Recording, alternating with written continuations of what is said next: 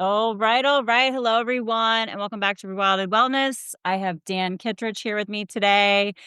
Super stoked to chat with you. So glad you're here. We've got a lot to talk about, don't we? I think so. I hope so. Looking forward to the conversation, however it goes. Yeah.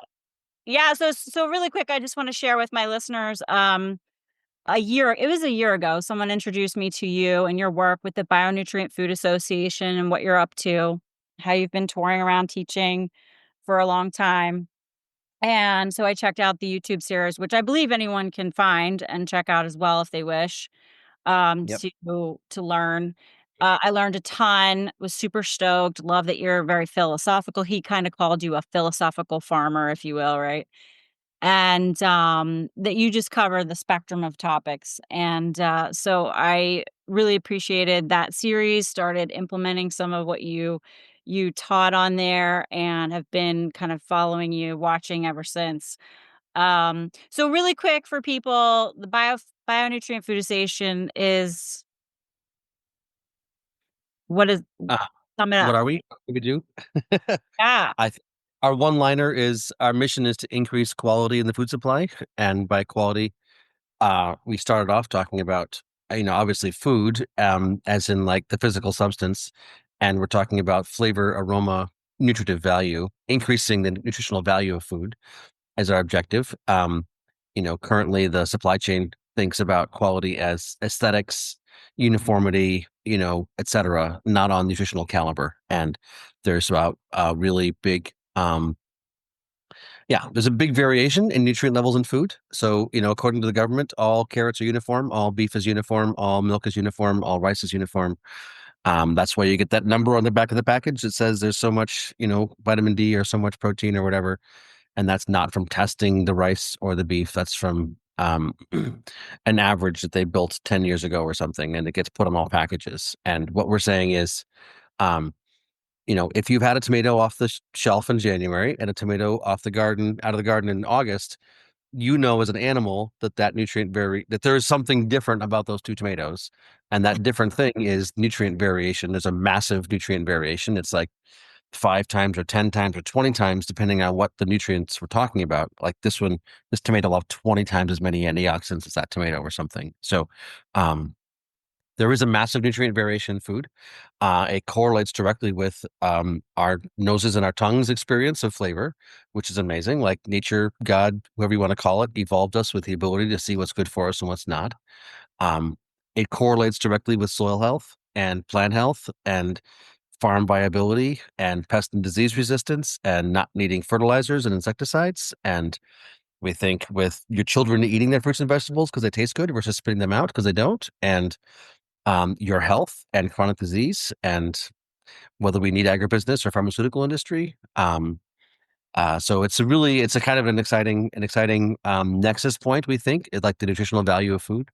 So our mission is to increase the nutritional value of food. And we do that by supporting farmers and growers of all scales in learning how to work with nature, because basically it's only when you work with nature that you get better results. If you use the colonized mechanistic frameworks of fertilizer and things like that, then is when you get the negative results. You might get better volume, you might not, but you definitely don't get better flavor and nutrition. Um, Yeah. and we've been doing a lot of research in the last few years, documenting the variation in nutrient levels and building meters to test it and all kinds of other stuff. So, um, yeah, it's a lot, but It's that's a probably lot. enough with. It's awesome. Yeah, okay, so I did not know that it was just, like, put on the packages. I mean, I knew it was bad, I didn't know it was that bad. Well, the way it works is like every 15 or 20 years, they'll get 10 carrot samples from across the US, usually like 10, maybe six, maybe 15. They'll get like one from Arizona, one from, Washington, from Iowa, one from Florida. They'll like go to a grocery store in a state in a part of the country. They'll take a sample, they'll bring it to a lab in Illinois. They'll test it for a few compounds, few nutrients. They get rid of the highs and lows, they find the average, and that is what's in a carrot on the bag until 20 years later when they redo it. And that's the way you get the number on the back of the package, is not from testing, the thing that's in the package, Wow. but a very, very small sample set at one point in time, 10 or 15 years ago, potentially, and averaged. And so it's like saying there's an average human. Is there an average human? I mean, could you average out a human and say they're all like this? They all have this much intelligence. They all have this much vigor or vitality or emotional capacity? No. So why do you think there's an average carrot or cucumber? It's like it's completely ridiculous, but it's Mm. part of the structure of our society right now. That's yeah. Well, that's Anyway, good to know and setting, but also just drives us more, right? Like oh, yeah. So because of the work that I do, which is working with people and helping them with their nutrition and like recover from chronic health and doing this whole HTMA, the mineral test, I'm looking for the most optimal mineral rich foods, right? And man, is it a pain in the butt to figure that out because the research it stinks. Um and so yeah, so that's good to know and it's there is no average in anything. You can't say you should eat this or eat that. You can't say it should be organic, it should be local, it should be biodynamic because just like there's a variation in humans, there's a variation in biodynamics and a variation in organic and a variation in local. And most people aren't properly healthy, and most local food is not properly nutritious. Most organic food is not. And so right. the issue is that we have this mistake of thinking that if we can find a box like Methodists are God's gift, and all other Christians just aren't quite as cool. But if you just find a Methodist, they'll be a better person. No, no, Christians aren't better than Buddhists, or Buddhists aren't better than Jews. Like it's like we have these boxes that we put things in, and we sort of think we can judge a whole spectrum of food or humans or whatever by this one box, like organic. Like Right. it's not true. It's just not true. But we do have these God-given things called noses and tongues, which are the things that tell us what's true. Mhm. And you know, that's what connects is the flavor with the nutritional value. And we do have some really simple meters like that have been around for 150 years that cost $20 that you can use. I call it refractometer. There exactly you have one, which is exceptionally good at discerning the relative quality of food. And it can be quite, depressing when you get the bag from as a member, or you go to the farmer's market and you start testing the stuff and you're like, this farmer's market stuff is basically the same as the grocery store stuff, and it's sorry, but it's in many cases the fact. So I'm here in Australia right now, and we just did that. We just went to a local farmer's market, bought a bunch of stuff, went to the grocery store, bought a bunch of stuff, came out and tested it all, and like, yeah, uniformly poor is the nature of the supply chain. So this is the issue: is that after 3 or 4 generations of being fed the products of industrial ag, before you even talk about the processing of it, if you just eat food that's been grown with fertilizer, it is nutritionally devoid. And if your grandmother ate that, and then your mother ate that, and then now you're eating it, and then your babies are eating it, you know, epigenetics is going to tell you that your babies are going to be in rough shape Yeah. because you just have in your body what it needs to function. And that's what we're trying to focus on is helping farmers understand how to work more well with nature to get those better results, and then help people who buy food understand, like, look, it's in your best interest to choose the thing that's more flavorful. Um, anyway, yeah. No, it's super huge because yeah, we are degenerating and honestly, and I've been doing this for a little over 10 years and it's getting worse. Like people are a wreck and Yep. kids like I have young men in their early 20s coming to me on their own of their own accord Yeah. hiring me. Like which is unheard of, right? Like it Young men in their early 20s coming to you of their own accord. That's an amazing statement. That's an right. amazing, Yeah. and it's true. I mean, we are degenerating systemically, and people know that something's wrong, and they don't know where the answer is, but they're pretty sure it has something to do with the food. Yeah. And so that's our idea. If we can figure out a way to give people the ability to test if you've got 3 bags of carrots to choose from on the grocery store shelf, or 3 jugs of milk, or 3 steaks, whatever it is you're buying, if you could flash a light basically take your camera on your phone, flash a light at this one, that one, and the third, and you get a reading back on your phones. One says 20 out of 100, one says 40, one says 80 out of 100. I think a lot of people would take the 80s and leave the 20s. Yeah. Um, Yeah, for sure. Foundationally, what we're trying to work on is get that done, and we're Get that meter done. Yeah, I cannot wait for that meter. I know you put it on hold because you're working on the data to make sure it's accurate and it's um a research project. It takes millions of dollars of science to yeah. come up with the answer. And Look because at we're a nonprofit, it has to be done with charitable donations. that. And we're not a company, so we're not trying to lock it all up and profit off it. We're going to do it openly. So, yeah, we need about $20 million in research money to figure it Yeah. out. Well, that's one of the reasons I Not wanted a to lot talk for to the you. whole planet, but Right. I want to see this succeed because I'm super into it. And I'm totally going to use my meter and learn from this as while you're doing all this. So let's talk about that. Let's talk about like so cuz one of the things for me was years ago because of the mineral work that I'm in, we had a couple plots at a local park, you can $20 a year whatever, you can go and you can grow. We snapped up a bunch of those and my dad was like, "Hey, let's test the soil." I found this guy in New England who does soil tests. This like years ago. It was harder to find that stuff then. And we sent it in got the mineral profile, mended it, yada yada. This guy had all these videos of like how like there was one plot of land that remineralized and amended their soil and the bugs would like jump off it and go over to the neighbors because they were like, "No, we'll go over here. This is like yeah, easier for us to."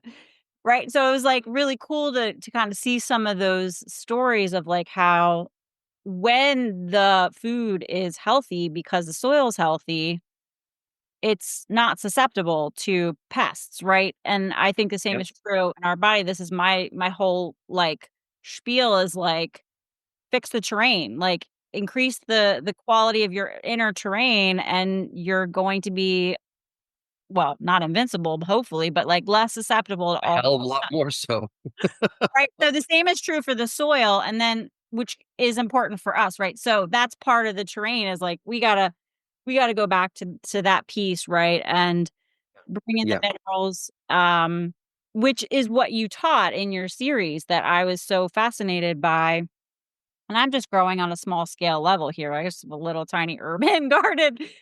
So it's a little easier in some regards, but I can't wait to take what you've taught. So, where would you tell people? Because not everyone listening is probably a farmer. Mhm. Um, what's like some of the first stuff we need to do to really make our soil rich? Well, so it doesn't really matter what the scale is. You can have a few pots on your back deck, or you can have a 5,000 acre farm. The principles apply regardless of scale. Um, and the basic point is that plants were evolved by microbes to feed them. So microbes came first, and they evolved plants to feed them. So when you think you're growing plants, you're missing the point. It's about creating a dynamic where the microbes can flourish. And Mm, where the microbes flourish, the quote unquote higher organism will flourish. It's the same as animals. Animals were evolved by microbes to reproduce them and to feed them and to distribute them across the ecosystem. They came first. The vast majority of the cells in our body are not human, they're microbial, right? The vast majority of the cells in the plant are not plant, they're microbial. So the first thing is to understand that we're working to create an environment where the microbes are going to flourish. And so every dynamic is unique. Every piece of land, soil, etc., it has different balances and imbalances. And there is no silver bullet, as in you can't just add compost tea, or you can't just add limestone, or you can't just add compost because different environments have different imbalances. So the first thing is every piece of land is unique, and you need to treat it like it's unique, and you need to treat it like it's a living being because it is alive. It's not a chemistry set, it's a living being. And so the more sensitive and loving and caring you are, and I truly do believe that like intention is a big piece of this puzzle. It's not just the chemistry and biochemistry and microbiology and physics and biophysics. It's actually heart and love and compassion and intention. those are actually real things that really do matter. Um, but staying on the sort of the hard Western sciences side, you have to have air in the soil for the microbes to breathe. You have to have water in the soil for the microbes to drink. You have to have food in the soil for the microbes to eat. You have to have minerals in the soil for the microbes to build their bodies out of. You have to have the microbes themselves in the soil to be able to, exist and reproduce. And so, um, when I teach my course, which is like you said, on YouTube for free. It's just look it up on YouTube, look up Dan Kittredge, and you can download it. It's 12 hours. I walk through these principles and I look, here's the basic dynamic. Here's like 8 ways of solving the air issue. Here's 12 ways of solving the water issue. Here's 15 ways of solving the mineral issue. So it's not like you have to do this or this, but understand for life to function, she needs these basic things. And your job as a farmer, gardener, homesteader, land steward, whatever scale or identity you've got is to, sensitively, thoughtfully, and in relationship with the land, make sure she's got what she needs. And then go take a nap, play with the kids. Uh, you know, Taken up in the garden. well, I went anywhere and everywhere, but but it's not about having to work, right? It's because nature is designed to work. It's just that we've abused her so much that she's having a hard time. And so, um, I mean, indigenous cultures globally have shown us that humans can manage, ecosystems at continent scale with no wheel, with no plow, with no, beast of burden. We have the capacity as humans, thoughtfully and respectfully in relationship with nature, to facilitate amazing vitality and fecundity. But it has to do with us being in right relationship with and in service to, not in trying to control. And, you don't need PhDs. We didn't have any PhDs until quite recently, and humans for a very long time were doing brilliant work on the land. So it doesn't have to be all heady. In fact, the more you can get into your integrated, deeper self, the more you're going to get that guidance directly from the land, and you're going to know what needs to happen. It's not about reading a book or listening to a teacher or following a religious framework of, pray 5 times a day or do, 5 Hail Marys. It's literally about a direct relationship with the land. Yeah. So yeah, it's a multi-level conversation, but air, Yeah. water, food, minerals, life, these are some basics that if you don't have any of those things, pretty much, it's not going to Right. work. Right. It's the foundations. I have what I call 7 pillars. So it would be sun, light, Yeah, air, obviously you need sun and right? warmth is good too. You need Right? warmth Like sun because and if it's light, cold out, things aren't going to work. air, the right airs and breath. So like the soil is most soil is so compacted and not aerated. Dirt. It's not soil. Yeah. Um, Water, obviously.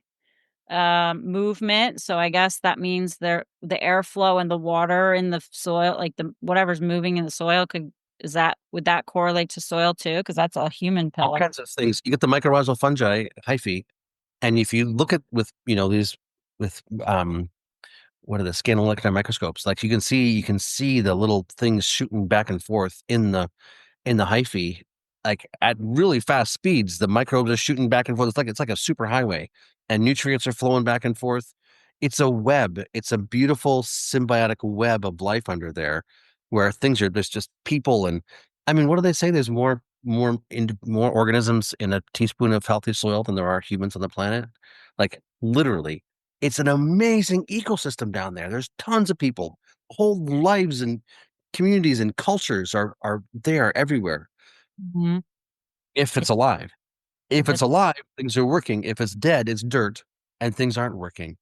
And that's yeah. when you produce these substances, which are called food, which basically don't have a good flavor, which your kids will spit out because they're animals and they know better.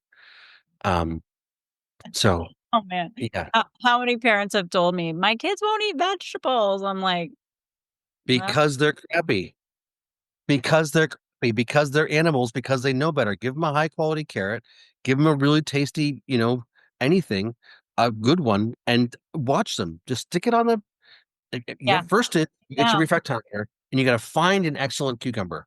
Good luck finding an excellent cucumber. But if you do, and you cut it up and you stick it on a plate on the table and don't say anything, and a kid unconsciously takes a bite, they'll take a bite They'll and then go they'll for eat. more. Yeah. Yeah, yeah, yeah. But it has to be high quality to begin with. We Yeah. have this mistaken understanding that all carrots are uniform. It's not true, guys. No. Carrots suck. I A lot, cannot I can't eat but almost some are any amazing. carrot. They taste like chlorine, they taste bitter, they're Yeah. not good. Once you've had a good carrot, you just forget it. You don't want another carrot ever, like, forget Or a it. beet, or a cucumber, or anything. Anything. Cabbage. I mean, Yeah, yeah. yeah, Mm-mm. yeah. So, yeah, I love all vegetables, like, there's not a vegetable I could say that I don't really like, maybe a couple that aren't in my favorite, but I already like veggies, but when you get a good one, it's like And you get a good one, you like it. When you get a bad one, you don't. it's That's the just thing. wow. You've tasted a cucumber that's no good. You're like, you Yeah, know, like you don't want to eat it, and that's what our the kids do. And the texture. thing is, Most cucumbers, their texture is just, like, weird to me. Not I but a would good one is different. I mean, and that's the thing is we have to. This is what we started. That we created this word nutrient density to refer to this variation in nutrient levels in food. Because when I started this work in 20, I don't know, oh 07, oh 08, there was no word for this. There was no word for this variation in nutrient levels in food. I came from the organic background, and we kind of knew we were better because we were organic, and other people weren't. And you know, the permaculturalists are pretty sure they were better. The biodynamic people knew they were better, but like it was like we're organic, you're not. This right, religious, like in crowd, out crowd, mentality, right, and our and you know, but we weren't willing to say some organic is exceptional and a lot of organic is crappy. yeah, And is variation within organic, and is there a variation within local? And so that's why we created this word nutrient density to have this conversation, was to begin to, unpack this idea that kids don't like vegetables. Well, kids don't like bad vegetables, and most vegetables are bad, and some vegetables are good. But you need to understand you can't just say kids don't like vegetables because that's not quite true. If you give them the good ones, they'll eat them. Um, but it's yeah, a whole conversation we have to open up, and we have to yeah. unpack, and we have to watch our words, and the real problem is finding the good stuff. It's so hard. It's so hard. It is, and so back in 2007, I found nutrient dense food through the Weston Price, movement, right?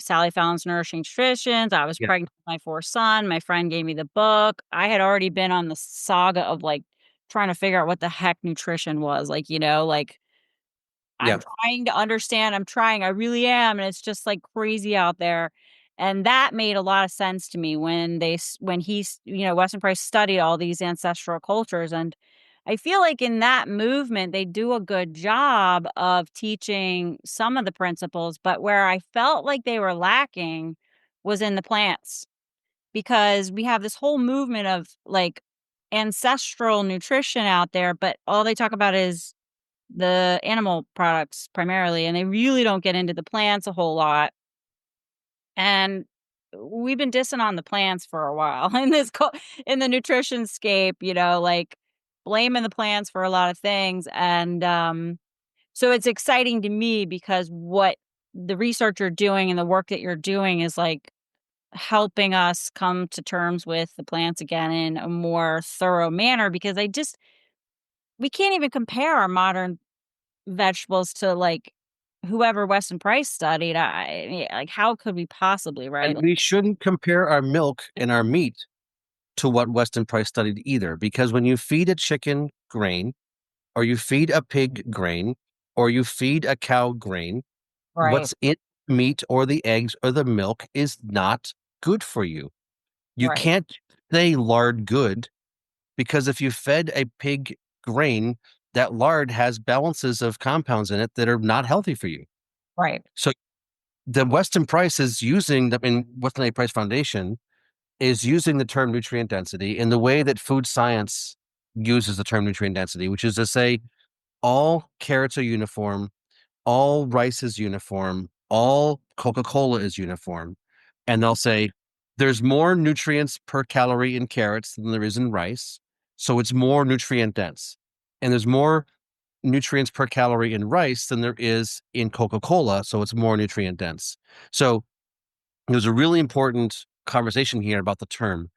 I like to use the example of organic because when I was a kid, my parents told us we were organic farmers. And so I said, we're an organic farmer. I'm an organic farmer to my science teacher. And this was in the 80s. And she said, organic means contains carbon. All farmers are organic farmers, you silly child. Because at that point in time, there was no organic certification label, and organic was organic chemistry. There was no other word for organic. And so it meant compounds containing carbon. Then there came a food movement, which said, we think that synthetic chemicals, et cetera, are bad. And so we're going to try to differentiate ourselves from people who are using synthetic chemicals in their food production. And we're going to call ourselves organic. And that food movement burgeoned and grew and developed certifications. And the government came in and took it over because it was getting so big. And now when you say organic to people, the first thing they think about is certified organic, not organic chemistry. Those are both the term organic, but they mean entirely different things. So nutrient density is exactly the same. Nutrient density used to mean something, still does mean something in food science. It means average nutrients per calorie, and kale is considered to be uniform. Blueberries are considered to be uniform. Rice is considered to be uniform. That's part of the false matrix. Yeah. So the I would say Weston Price is foundation is using the term nutrient density in that matrix of thought. They aren't saying there's a massive differentiation between this milk and that milk, between this lard and that lard, between this butter and that butter. They're saying butter good, lard good. And what we understand is how you feed the cow and how you feed the pig have a Right. massive effect on the milk or the lard that you get out of it. And I talked to Sally about this, and she doesn't want to talk about it. She is not interested in talking about it. She's got her story, and she's stuck on it, and that's great. She's done a lot of amazing work in her career. But when you get into these simple religious good bad, dynamics as opposed to a continuum, like this is 80 out of 100, this is 40 out of 100, this is 20 out of 100. I think, you know, I think progress is going and saying there's nuance, there's gray, it's not black and white. And um Complex. Yes, yes, yes, yes. it's simple when you get down to it, but you have to get out of this black and white us them paradigm For and sure. into like it's a everything's somewhere in the middle of the matrix of the continuum, right? It's so anyway, Yeah, so all right, so we're doing the real Build Back Better by fixing real this build back better. Yes, the real exactly. Build Back Better by fixing the soil, right? So I wanna talk about that because I love it so much because it's literally what I'm trying to do in human bodies, which is tricky, right? Like, let's fix your terrain, not easy. Everyone's different. You know, we're hearing you're supposed to get X amount of protein per pound of body weight, all these ridiculous things. Someone can't digest it. It's just so convoluted and crazy, right? To try to figure out nutrition in these times. And so to me, it's like, let's just increase your gains, right? So we got to go relearn a bunch of stuff. Um, but the problem is we don't have the best materials to work with in the first place, right? Oh, The next pillar that I was going to talk about was food and nutrition, right? I heard you in another interview and you were talking about, I don't know if you were talking about the breakdown of a carrot perhaps or something like that, which I think you have some cool breakdowns on your website, which people should definitely go check out. Some reports, the wheat and yeah. oat one, the 2020 report, the beef one, this different stuff, which is cool. But my point I'm getting at is like we've favored these like protein. How much protein does it have? How much calcium does it have? We have these like higher macronutrient ideas, right? That we're all talking about. But then you get into when the soil is really working right, you're creating a plant that has all these antioxidants and all these other compounds that we're only just now talking about because of how they play a role in the microbiome, right? And like what they do to feed our microbes, polyphenols and, you know, Yeah. flavonoids and all this cool stuff. which now everyone's taking pills of instead Yep. of getting it in their food, right? So, like, to me, that's where I find the nuance and complexity super cool because it's like, forget the supplement, like, let's just get the soil happy and the food happy. But I would love to hear you expound on, like, something and help people understand, like, the potential that Yeah. not connecting that, like, full. I got a few comments on that topic. Um, I mean, for starters, we spent a bunch of years sampling the supply chain. We got people to send in samples from across the US and across Europe for years of 25 different crops, you know, roots and leaves and fruits and grains. Like for starters, it was just plants. And we got them from the grocery store, from the farmer's market, from the CSA bag, from the, you know, farm stand, from the backyard garden. And we said, send us in the food that's ready to be eaten. And we wanted to survey. We like what's the variation in calcium in cucumbers or in apples or in potatoes? So what's the variation in zinc in all these different crops, wheat and blueberries and radishes, polyphenols? Like what's the scale of variation in of nutrients in food? And the thing is, every carrot, of course, has like 10,000 compounds in it, or maybe more, depending on how deeply you look. And so you can't say like this or that. It's a whole matrix, right? So simplifying it and saying I mean, it's like we do such a horrible job with these like uniform numbers. It really perverts our thought. But what Yeah. we wanted to do is like, how big is the variation? And across the board, all the things we looked at, when you're looking at things like calcium and potassium and sulfur and phosphorus and zinc, all the different elements, it was between like a 2 to 1, 5 to 1, or 10 to 1 range, basically. So like this carrot will have 8 times as much phosphorus as that carrot, like literally 8 times as much phosphorus per 100 grams of carrot in this one as in that one, 8 to 1, or zinc might be 4 to 1, or sulfur might be 4 to 1. So that's big, right? That's big. Like this carrot has 4 times as much as that one in this nutrient, and that was with blueberries, and that was with apples, and that was with wheat, and that was with potatoes, and that was with Swiss chard and lettuce, and whatever leeks. Um, when it came to the complex compounds like antioxidants and polyphenols, those things which we understand are like very health giving, like the anti-cancer, anti-chronic disease compounds. It was more like 20 to 1 or 40 to 1. So this carrot has 40 times as many antioxidants as that carrot, or 20 times as many polyphenols as that carrot. And that's a correlates with flavor. That's a correlates with health giving attribute. We've been taught that blueberries have high levels of antioxidants in them, right? Right, And that's what right. blueberries are a high antioxidant fruit. What we found was there's this massive scale of antioxidants in blueberries. And in many cases, per 100 grams, there was more antioxidants in potatoes than there were in blueberries Wow. because so many blueberries had such low levels of antioxidants. It's Wow. like there's all kinds of, samples of oranges that have very, very low levels of vitamin C, Right, right? right, right, right. Like the reality is oranges can have lots of vitamin C, but based on how they're produced, a lot of them don't. Yep. Blueberry can have lots of antioxidants, but based on how they're produced, a lot of them don't. And so you can't say blueberries have high levels of antioxidants. You can't say, acai berries or I mean, pomegranate or whatever necessarily have high levels of antioxidants because if they were raised with fertilizer and chemicals, they don't. The only way you get those high levels of those really health beneficial nutrients is when you've got a healthy living soil. So that's the first thing is that variation we found is massive. Um, the second thing is, and I think this is a really important point, like as I understand it, like we'll just there's 2 points. One is vitamins. We'll just do that one first.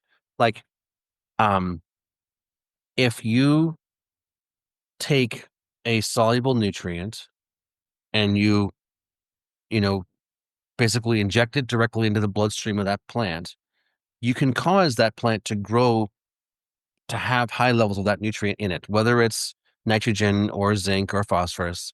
But Mm,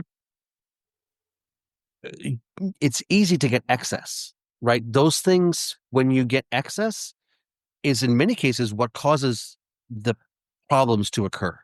Like the pest pressure and disease pressure will happen because pests and diseases are nature's report card, basically telling a farmer, don't eat this. This is not fit for you to eat. So I'm going to bring in my garbage crew to remove it from the ecosystem. So it's not allowed to reproduce. Like unhealthy plants, nature has a way of keeping unhealthy plants from reproducing because she doesn't want to have, unhealthy babies. And because they're not going to be able to function. And so she sends in the report, the garbage crew. I like to say a flesh eating fungus is not a sign of health. Being eaten alive by larvae is not a sign of health. If your child or your cat or your dog was being eaten alive by larvae, like there were maggots eating the flesh of your dog or your child, you'd say something is really wrong. What is happening to your potato plant, you say, how can I kill the larvae? Because I want to eat that potato. Right. Stand, a potato being eaten alive by larvae is nature's garbage crew coming in to take it out so it doesn't reproduce, so we don't make the mistake of eating the potato from that unhealthy plant because it doesn't have in it what our bodies need to function well. And so, you know, we have this perverse dynamic going on where we think that we know better and we think killing insects and disease is just sophistication on our part where we can optimize, yield. Well, lots of yield of empty nutrition causes us to die out. So we have to get that through our thick skulls. But Yeah. Yeah. you can add nutrients, extreme levels of individual nutrients to an organism, Mhm. but if it doesn't come in a biological matrix, if it doesn't come in the format that we've evolved to eat it, it's going to have potentially quite negative repercussions. Yes. Because we were able to make tests of people's blood 50 years ago and see there's these variations in zinc and copper and iron, and we could see what looked like there were appropriate levels, doesn't mean that coming in and adding one thing is going to solve the problem, right? Identify imbalances, but then Yeah. we need to understand what's nature's path of building balance. And nature's path of building balance is not adding a ton of one thing, Yep. right? Yep. And so it's like that with nature. It's like that with the plants. I laugh when people juice, and I'm like, so you're taking a carrot and an apple and spinach, and you're putting it through a machine, and you're taking out all the soluble nutrients, basically, and all this stuff, all the stuff, like Yep. just take a minute here. What percentage of the cells in your body are human? 10 or less percent. Who eats first? The microbes eat first. So when you remove all of the fiber, the Yeah. substance from the food, because you think you're feeding yourself, you're missing the foundational point that you're not a human, right? You are an ecosystem. You are a symbiotic ecosystem of multiple species of multiple kingdoms. And when you remove the food for the bottom of your food chain for the people in your colon, when Yeah. those people in your colon are being starved because you've taken their food away because you think you're being really sophisticated by making juice, you're setting up imbalance. That's like adding soluble nutrient fertilizer to your plants and thinking they're going to do well when plants evolve to eat through the function of the microbes. And only when you've got nutrients coming through the vector of microbes should you expect plants to be healthy.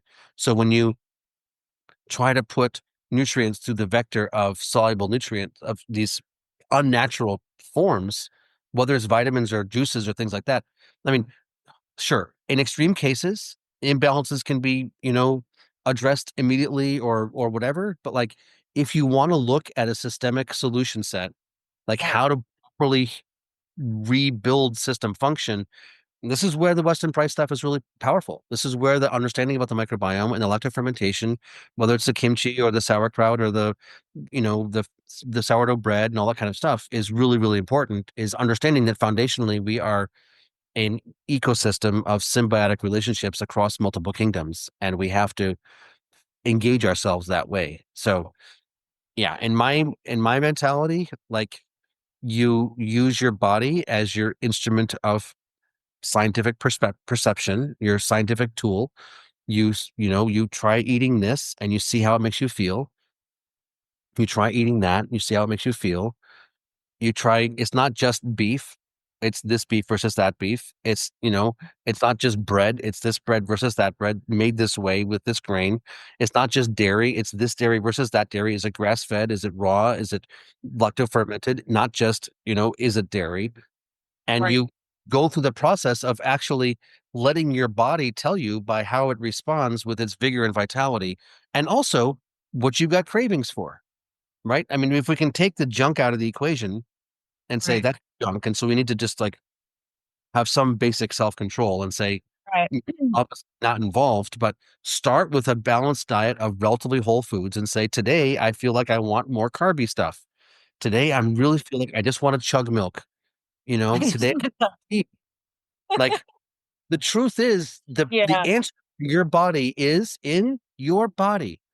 And it's not in somebody who has quote unquote is famous and has the credentials and has a slick Instagram page, right?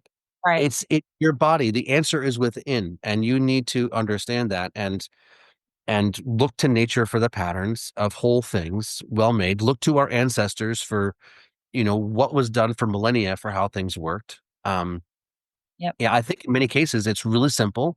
It's really inexpensive. The answers are within. And so, you know, you have to engage the process. You can't sort of outsource it and just, you know, I'm going to pay somebody who's really expensive to, give me all the answers and I don't have to worry about it. Like, no, you actually have to go through an internal process. And um and the reality is, like, if you want good food at this point in time, like it's really hard to buy it. It's really hard to buy it. You might actually have to change your lifestyle where you're in a process of growing your food. I mean, actually, if you went through the process of deeply engaging, like consciously with your food, like putting your seeds in your mouth and having a prayer and saying, connect to me. And you're going to, when you are born and you germinate and you're going to go through your life of making your carrot or your tomato or your onion to feed me. Thank you. Like, that Mhm. onion plant will grow into its bulb the nutrients your body needs, right? The modulation in nutrient levels in carrots and onions and apples and blueberries and echinacea for you that will heal you most well will only happen when you actually are in conscious relationship with that plant through its entire life. If you do that, your food will actually be what you need. The more you can go there, the more deeply you're willing to engage that reality, the more rapidly your healing process can occur because you're actually connecting profoundly with nature. And it's just something you can't outsource, you can't commoditize, you can't. I mean, you can try, but I don't think that's the way forward. I think it's an entirely different Yeah. path. That's beautiful, and that's one of my pillars is connection. Recon Yes. Reconnecting with Yeah. source, you know? Yeah. Um, There's love and fear. Love is the force of coming together, and fear is the force of separation. And that's that's a foundational duality. What brings us yeah. together is love and good, God, whatever you want to call it, nature. Yeah. And what separates us is fear, is, devil is, I mean, we've got our metaphors in religion, Right. or, you can talk Yeah. about positive pole and the negative pole, north and south on the magnet, repulsion and attraction. Yeah. These are foundational forces. Um, and what causes you to come together causes you to feel good, right? Coming togetherness feels good. That's actually the answers are within. If something doesn't feel good, if you feel uncomfortable, if you feel hurt or say or scared, like that's the thing that's telling you it's wrong. The Yeah. feeling, we actually have these scientific instruments of perception that are profound. We don't need external things like microscopes and telescopes because the meter we've got for perceiving on multiple levels we're carrying around with us every day.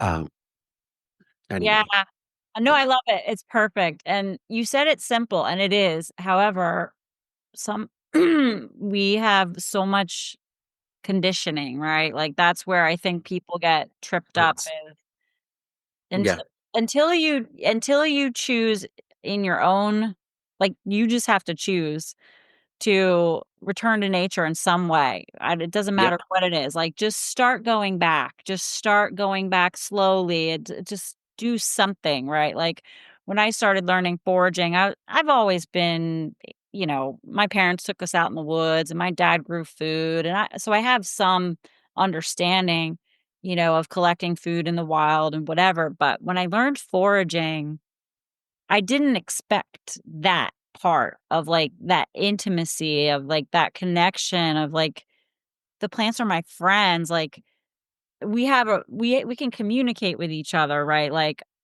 Yep. and they're like, I, like, go up to them and I, like, cuddle with them and talk to them and, and I'm like, "Oh, you want me to have you today, don't you?" And I'm like, "I guess I need you." And I'm like, "Is that cool? Can I take some of you?" And I go home and I'm eating this plant and I'm like, "Wow, this is awesome." And then, I might, because I'm a geek, go try to look up, like, what has this plant got going on, and, like, Mhm. whatever research I can find, because it is hard on the wild plants, by the way, which is super annoying, but Yep. usually the materia medica is pretty good if it's in there, Yep. right? Yeah. And it's like, holy moly, like, you look at some of the wild stuff and the nutrient profiles, it's like, "Oh my gosh, this is amazing." Like, there's so much more in here than these crappy cultivated, you know. But if you cultivate a plant well, it can have those epic levels of nutrients in it, right? Is if you work with nature, I mean, nature can be flourishing in a human engaged ecosystem. It's not like humans bad, you know, like it's like how we engage the process is what's good or bad. Yeah, But I think foundationally, what you're saying about this reconnecting with nature, I'm using this metaphor right now of denaturing versus renaturing. yeah, Like we are denatured. yeah, Like we think about foods being denatured or whatever, but like when you remove yourself from nature, when you build yourself into a box with a yep, completely controlled environment and you raise your children on screens indoors, without these nuanced dynamics of living systems in direct perception connection to them, yeah, they become denatured. yeah, yeah, Becoming denatured, do it for long enough and you're gonna die. You're yeah. gonna die. It's so It's may not happen in your generation, it may be your next generation or the one after, but it's the trajectory as we separate ourselves from nature is to die out because that's what evolution is. When you stay in harmony with nature and you maintain coherence, then you flourish. And as you leave that coherence, as you become denatured, you die out. And yeah, it's so simple. yeah, But we have to take responsibility for our lives because the structure of culture we've got right now is not trying to support our reconnection to nature. It's trying to support our wage slavery and our, being cogs in the industrial wheel and our needing to have money to provide our basic livelihood because we're so incapable of providing for ourselves. Um, and massive profits are accomplished through that, economic profits for a small few, but it doesn't facilitate the wealth of culture and our own vitality and fulfillment. And as long as we are passively carried along in the stream of that trajectory, we should expect ourselves to die out and become incoherent and culturally, you know, dissolute. It's on us each to take those choices for what we think is true and right, and not look to master, whether it's a political master or a corporate master or whatever, for our answers. The answers are within. The answers are within, and that's what we. And when we find those answers, we mhm, need to trust them and act on it accordingly and not don't allow yourself to be distracted and whatever. So good luck. yeah, But I think that's where we need to be looking. yeah, um yeah, for yeah, sure. and Yeah, it's all there. It's all there and it's freely available to everybody. it is all. um and it doesn't cost any money. It just takes commitment and intention. Yeah, yeah, I love that. Arthur Hayne calls it nature divorcement. And what's interesting is that when I've just been studying the microbiome, there's actually this really cool study. It's called the built environment microbiome, which is literally a completely different microbiome than what we're supposed to Yeah, have. And so it's fascinating because when people have the built environment microbiome, yeah, it's like, say someone lives in New York City, their terrain is entirely different, right? and Yeah. so then they try to go and eat, like, wild food, their body's like, "Wait, what?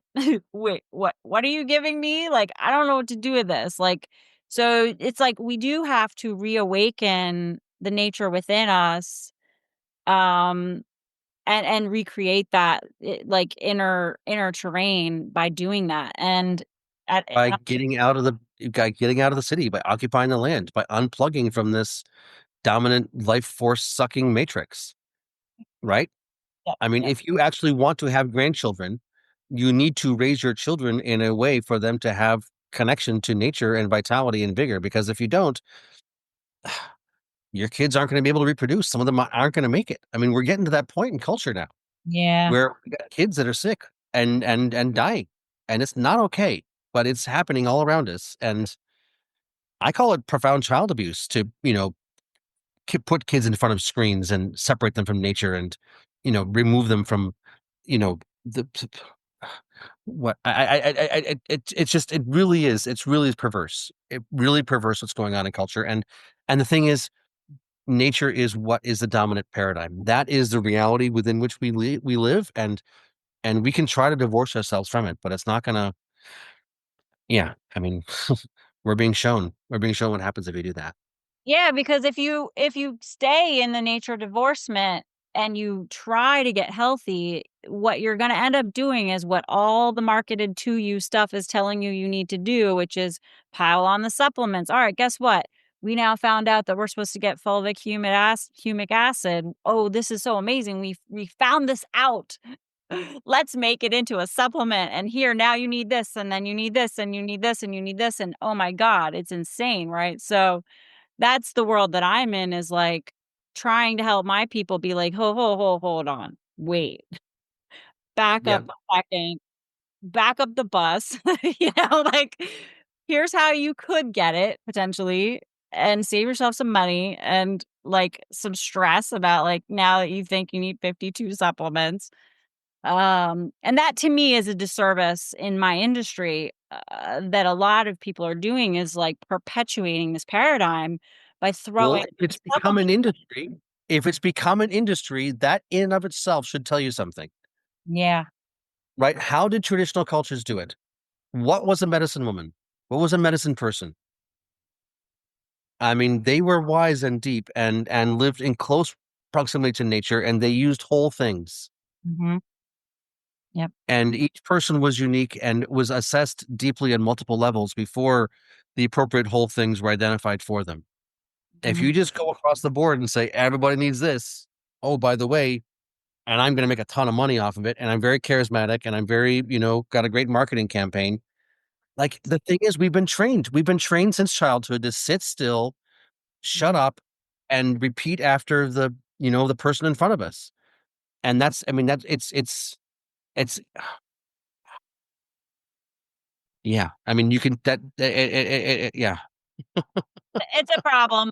So, I'm just over here like, what's the trendy supplement of the month? And I'm like, all right, well, how do we get this? Like, how would we have gotten this? Like, what's going to happen if we isolate it and put it in a pill and it's all by itself?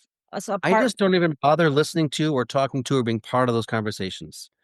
For me, as soon as you're paying attention to this, you know, incoherent matrix, you're putting your energy into that.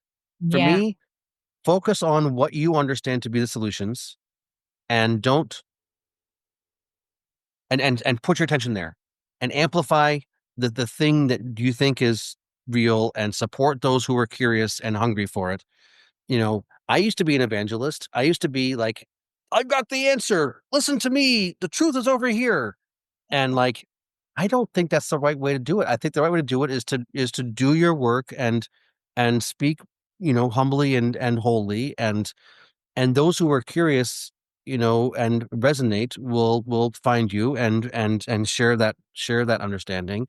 But pushing, and fighting, um, at least for me, I don't know. It's not any fun, actually. It's not fulfilling. What's much more fulfilling is to have deep conversations with people you feel alignment with, and to, share that and welcome people into that circle. And like I say, build the new sandbox. Don't fight the old. Yeah. Yeah. Don't Yeah. Yeah. don't even bother with the old sandbox. Exciting. Just build new sandbox and Real invite thing. people to come play this sandbox where it's where it's more um fun.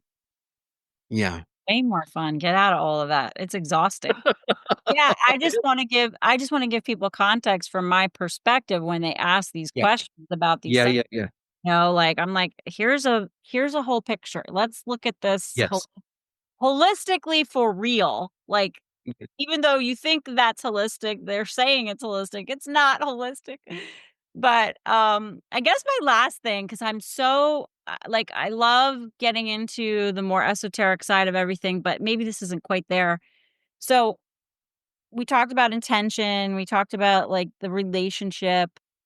I'm sure that also too, like, there were things we did long ago that we don't do anymore, like, so I'm sure the plants are getting stressed by all the EMFs and Yep. all that electro pollution and all of that stuff too. Like, I feel like the ancients figured out that obviously they didn't have this level of what we're dealing with, but I think that they had some cool environmental protection, Yep. mechanisms at play. Like, do you get into that at all with your work? Yeah, 100%. Yeah, yeah, I mean, structured water and coherent fields and harmonics and overtones and octaves and yeah, I mean, there's if we can project dissonance into the ecosystem, we can project coherence into the ecosystem. And there's a whole other conversation there, which is, can be understood in the physics, but is not quite so much right there on the physical plane. But, I mean, the physicists tell us that 95% of reality is not on the physical plane. So, you know, right. and so, but Energetics. Yeah, yeah, I mean, energetics and all that kind of stuff. So structuring water and, I mean, there's a deep conversation there. And that's certainly part of what I go into in my course. I like to start off with a bunch of physical plane stuff. And I only teach things that are, where there's a peer reviewed published paper to say this is a legitimate, quote unquote, legitimate scientific thing. But what's exciting is Western rational peer reviewed published paper science has shown that a bunch of this esoteric stuff is real. yeah, It's just the protons and neutrons and electrons and, microbes and stuff. That is also proven in the papers and literature, in the scientific literature. The scientific method is a beautiful thing. The scientific method can be used to discern many things, not just stuff on the physical plane, right? It's cause and effect. right, Scientific method is like, do this and this happens, do it again and it happens, do it again and it happens. You begin to have a theory, do it every single possible time and it happens as a law. Like yeah, the scientific method is a method of discerning the nature of reality, which gets us out of the religious dogma of I think and you think. And it's mhm, like trial and error and what happens in reality. And so there's an immense amount of stuff there, which is completely exciting, um, which I love to get into. But I try to start off with the physical plane stuff first to build, because that's like the agreed reality we all have, and then actually secretly we all have these internal thoughts about things which we don't necessarily feel always comfortable talking about. So I get into like, that on yeah, like second, singing to your plants. singing to him, talking to him, Yeah, you know, consciously or out loud or not out loud, you know. Yeah, do you yeah, talk to your dog, or do you talk to your baby right, when your baby was young before it understood words? I mean, the thing is, like, what do they say, dogs and kids? Like, you can't fool them. If you got a bad attitude, the kid's gonna cry and the dog's gonna bark, right? It's not about the words you use, it's about the vibe you hold. mhm, And I think the vibe you hold is basically what makes a green thumb or a not green thumb. And yeah, it's it's not about transplanting the plant, it's about how you transplanting the plant, or that's also a big piece of it. And holding that plant gently versus just grabbing it by the stem and yanking it actually has a massive effect. yeah, Uh, yeah, like, yeah, it's like the idea of, like, the being the consumer and taking, right? Like, versus, like, co-creating and being in harmony with nature, like, it's 2 completely different things, and we've been trained to be consumers. well, I mean, yeah, but you can still pray over your food and you can still cook with love. And the intention you put in while you're, over that frying pan is massively important. Like If you're cooking with love, you can take what was relatively incoherent and make it much better. There's a massive, massive thing that anybody can do there. I mean, if you're just buying something off the out of the freezer section and putting it in the microwave, it gets a little more difficult. You know, Yeah. you got to have some pretty strong ability to pray to bring that back. I'm not saying you can't do it, but I'm just saying like your consciousness capacity has to be strong Gotta work to harder. counteract the dissonance. You know, it's easier if you start with something you grew and were engaged with, and you're cooking over a fire or something to Yeah. have that all Yeah. function. It's Yeah. all the pieces, all the pieces. All the Are you pieces. cooking with anger? You know, if you're gardening with anger, if you're out there and you're just pissed and you're just like weeding and just picking, but you're angry, like that's horrible. It's completely horrible. You know, like it's your whole way of being all the way through is Sure. part of it. So anyway, this has been Yeah. a wonderful conversation. Um, Yeah, yeah. I so appreciate you taking the time, and it was great to chat. And last but not least, where should people can find you at the Bionutrient? Say it right. I'm Lydia. well, it's there's two websites. There's a bionutrient.org, which is the general um, organizational website, and bionutrientinstitute.org is where we have all of our science stuff. Okay. Um, we've got, YouTube and Instagram and Facebook and LinkedIn and all that stuff too. So people who want to get engaged on the social media stuff, we don't do a hell of a lot there, but there's a ton of stuff on YouTube. Our YouTube channel's got hundreds of hours of stuff. So I do all kinds of podcasts and webinars. And so if you go on our website and you look around, you'll find a bunch of stuff. Um, yeah, I think Spotify, I've got a Spotify channel. So there's like 50 podcasts on there. The idea is basically we're an educational organization, and we try to share these understandings as broadly as possible, as freely as possible for as many people on the planet as possible. We're not a company, not trying to maximize profit. Um, so Yeah, and people can join, resources available if people want them. Yeah. and then Sorry. people can become members as well, and Yes. contribute Yes. Yes. in whatever capacity they choose, which I did do that, which is where I'm Good. learning some of the stuff. And I also got my meter. Yep. I know that you have chapter groups. I reached out about Yep. that as well, so I'm super excited to see where that goes. And Yep. Yep. No, we're an educational organization. We run on donations. So $5 a month is great. $55 a year. That's a basic membership, but that's great. If people can afford more, we love it. Um, the deeper work of defining nutrient density is a process that I think I said at the beginning costs a lot of money. And so our thought is if we can get to a point where you can flash a light at the 3 bags of carrots on the shelf or the 3 steaks or the 3 jugs of milk and see one's 80, one's 40, one's 20 out of 100, that's going to be very empowering to people. And yeah, um, that will help drive, we think, systemic solutions in agriculture because it'll inspire the farmers to focus on soil health as opposed to, chemistry. But to get to that point is an expensive science project. So those who have the capacity to support us, the more support we get, the faster we'll get it done. So yeah, yeah, excited. Can't wait to see how it goes. So great. cool, cool, cool. Well, thanks for the convo. Appreciate you, and I guess Yes. wrap it up and say goodbye so you can keep on conversating with more people. Wonderful. Well, thank you very much. Enjoy the conversation, and maybe we'll have a course that happens down there in Virginia, and I can meet in person. Yeah, somewhere on the East Coast. I'll be there. All right, sounds good. All Great. right, take care. Thanks so Yep. much. Bye.